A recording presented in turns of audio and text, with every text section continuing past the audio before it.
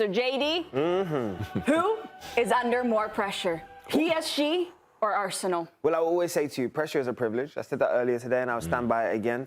But if we're being real, the pressure is actually technically on Paris Saint-Germain, only because the back-to-back element of it, and you already know, there's a difference in terms of achieving the goal and then trying to retain the goal. Now, they have done fantastic within this tournament in terms of what they showcase as one of the leading forwards and leading presence in world football. And Luis Enrique, in my personal opinion, is arguably the best manager in world football right now. But at the same time, I'll say it again, achieving the goal, which was a huge monkey off their back, is one thing. But now being able to retain it is a completely different aspect. Arsenal know they're going into this with their objective technically already being complete. You ask any Arsenal fan, they would have turned around and said to you they would have taken the Premier League title. This is just technically a bonus at this stage of the season. This, for Paris, is considered the actual objective. They sacrifice a lot domestically within their league in terms of fixtures rescheduling. They see squad rotation. Do they sacrifice? I think Ligue makes a sacrifice. Squad rotation. And most importantly, even sometimes a sacrifice of form because they want to showcase in these moments. All of those mistakes or all of those changes, all of those adjustments will mean nothing if they don't achieve the actual goal, which is to win the Champions League again. Yeah, I see it a little bit differently because for me, Arsenal, we want to give them their kudos because I think it's outstanding what Mikel Arteta has done. But Mikel Arteta is trying to get the seat at the table where this man is, Luis Enrique. So for Arsenal to do something for the first time ever in club history, it reminds me very much what PSG were trying to do last season, where they were trying to get at that seat with the elite of the elite in world football. Arsenal have been outstanding, and people can criticize the style of play. I don't want that slander, and I've been one of them, right? I'm going to give them their credit where credit is due, but when you've never won something before, when the last time you were in a Champions League final was 20 years ago, there's an element of pressure that can this be your time to deliver in ways that pressure, Luis Enrique and his side, they felt it along the way, and it changed the whole narrative. The narrative's been changed around Arsenal, but can you imagine how that narrative becomes changed even more when you're Premier League champions and European champions? That's the stuff of dreams. If this was the 26-27 season, I would agree with you. But because this is this season and Arsenal have achieved what they have been trying to do for 22 years, 100%. The pressure is off for this team. This Premier League title was the goal. Like JD said, if Arsenal were able to win the Champions League, it would be an incredible cherry on the top of an incredible season. But right now, the season is a success. For them, it's not over yet. The success is winning Champions League. They've won Ligue 1, that's a given. It doesn't matter. They really push that to the side. PSG are built around achieving Champions League success, and if they don't win Champions League, it's not a success. If Arsenal don't win Champions League, this was a successful season. This was a fantastic season. Next year, if Arsenal go to the final, if they were the Premier League champion, the pressure would all be on Arsenal, completely on them. Right now, though, the goal's been achieved. This is going into a final with clear heads, clear eyes, full hearts. Let's just back up the final then. Just don't not at all. This is an incredible team, but the pressure, we said pressure. The pressure's on these guys. The pressure's definitely on them. You know why as well? Because of the sheer fact of they have beaten them last year. They beat them in the semi-finals. They went to them. They're holders. I was there when they went to the Emirates and they bossed them. Yeah, you see what he's doing right there? You can definitely say, though, that for Arsenal coming in with that pressure kind of off of them, it might even work in their favor because I would agree with that. PSG's got that. What's one thing that you're looking at? Yeah, look, as a former midfielder, I'm always keeping an eye on the midfield, and I'm so happy we have the graphic here because when both of these teams play at their best, you can look at the attacking players, but the heart and soul of both of these teams, for Arsenal, Declan Rice, what Mikel Arteta has done, putting Declan Rice as a defensive midfielder, thank you if you're an Arsenal fan. You'll be saying that because he's provided a sense of stability. He's really that emotional leader. He's one of the leaders, in my opinion. He is the leader of this Arsenal side in so many different ways. The intangibles he brings that sense of order in the middle of the park, and it has a domino effect on the likes of Miles Lewis-Skelly. I want to give him big ups because after the game against Man City, to have the gumption, to have the thought to look at your teammates and say, it's not done. That goes a long way. On the other side of things for PSG, though, they have a player who's very much in the conversation for the best midfielder. Look at that transition, by the way. In world football.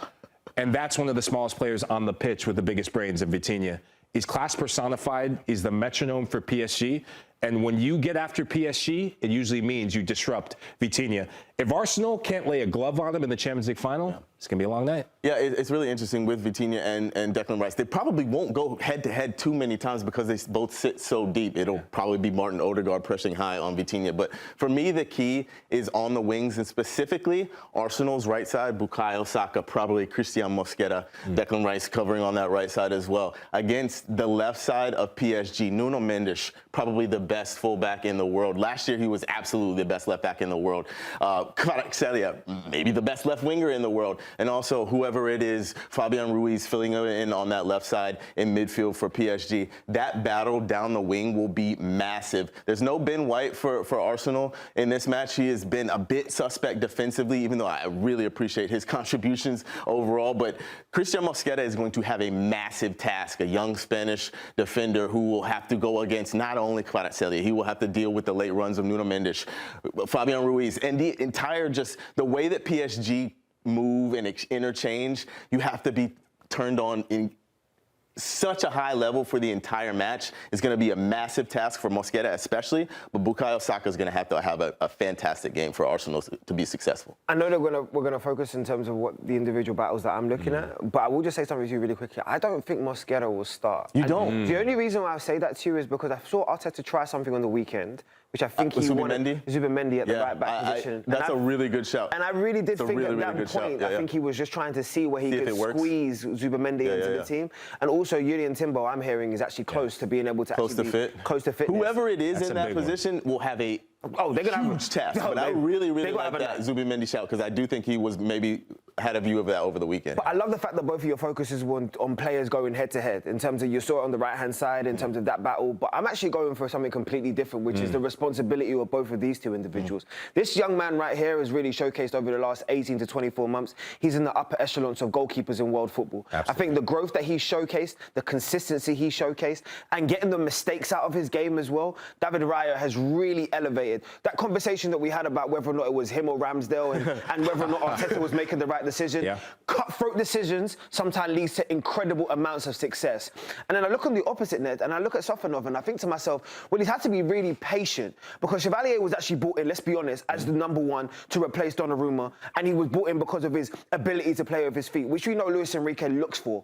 But the consistency in the moments that he shows sometimes, I think sometimes goes understated. He's had that big penalty saves where he was in the 4 penalty saves in terms of in that big game. Intercontinental Cup as well. Thank you very much. So you already know. He doesn't mind turning up in the big moments. And if you actually watch PSG, they're a little bit expansive and open at times. They can get caught in transitions.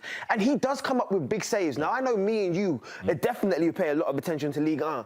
And you know that he's had to come up with some big saves in the latter half of the season, especially in 2026, to showcase that he deserves to be the number one, head and shoulders above everyone. I think whoever can turn around and add an element of stability to their team, really, and especially most importantly, don't make any mistakes in the final, really will give their team a massive advantage in Paris. Listen, this is going to be an incredible battle. I don't know in terms of if Hakimi is going to be able to make it, because obviously, you know, the hamstring has really caused a problem. Zaire Emery has definitely filled into that role and made it look like he was a right back by birth. I don't know how he's just managed to fit in so seamlessly. The return of whether or not Ruiz is going to be fit is going to be another question mark overall. But there's just no weaknesses. There's no weaknesses. You want me to be honest with you? I don't believe there's a weakness on either team. I really don't. I genuinely believe that these are two of the best 11s across world football. But the battle is going to be in the final third. And unfortunately, I do have to give Paris the advantage just right now, because when you go Doué, Dembele, Kvaratskhelia, Lord have mercy, take a deep breath and pray. Listen, you're going to need the Lord to help you with some of those decisions. So JD, we talked about how significant it is. If Achraf Hakimi is healthy, that's a game changer for PSG. But if it's Warren Zaire-Emery going back in that position, PSG lose a bit in the final third because there's only one Hakimi, but they don't lose much defensively. They don't lose much defensively. That's a testament in possession either. To Zaire-Emery. A season ago, Zaire-Emery was doing this. He was on the bench. Patiently, though. He was on the bench. So to see what he's meant to PSG, it's a testament to his professionalism for a young player that's willed himself, not just back in the PSG lineup, but he's going to be at the World Cup for France. He's a professional. He's a baller, and I'm so glad we're starting to see the real Warren Zaire-Emery. I've talked to a lot of PSG fans, and they said that everyone will see the front line, but for them, he's arguably their player of the season. He's been that good. I'm going to double down again, and this isn't me telling Mikel Arteta what to do, but I will just say to you, I don't believe starting Mosquera against Kvaratskhelia. That makes me really uncomfortable to watch. Just because there's nothing wrong with Mosquera in terms of as an individual defender. I actually think he's way more accomplished on the right side in terms of the two centre-halves.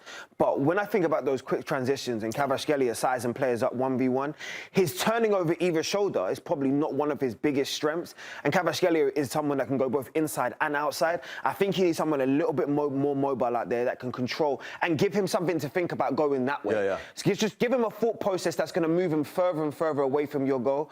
And Kai Havertz needs one of those Kai Havertz in the Champions League moments if Arsenal are going to showcase, because this is Dembele, Ousmane Dembele. Well, when he turns up in the big moments, I've already seen it. I've seen it at the Emirates with my own eyes. There's a reason why they crowned him the Ballon d'Or champion. So, yeah, this is going to be an incredible game. Oh, man, I'm just excited. Let's go now. Let's go right now. Days left until the Champions League final on Saturday. So, of course, we'll continue spending all week diving into PSG and Arsenal as we get closer and closer to the Champions League final this Saturday, 12 p.m. Eastern on CBS. Thanks for watching this video from Morning Footy. For all news and insights regarding leagues around the world like EFL, Serie A, and all UEFA competitions, both men's and women's, don't forget to sign up for Paramount+.